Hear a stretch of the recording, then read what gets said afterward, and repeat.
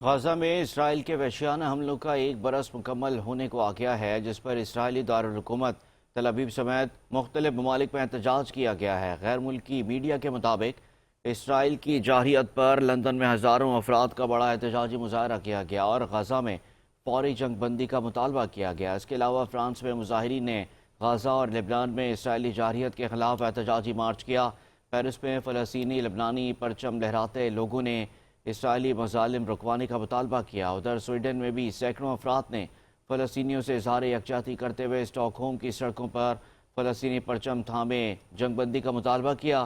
دوسری جانب اسرائیل میں بھی وزیر اعظم نیتن یاہو حکومت کے خلاف بڑا مظاہرہ کیا گیا، جس میں ہزاروں لوگ تل ابیب کی سڑکوں پر نکل آئے اور یرغمالیوں کی رہائی کے لیے غزہ جنگ بندی کا معاہدہ کرنے کا مطالبہ کیا۔ اس کے ساتھ ہی تل ابیب میں مظاہرین نے نیتن یاہو پر کڑی تنقید کرتے ہوئے انہیں جنگ بندی معاہدہ نہ ہونے کا ذمہ دار قرار دیا۔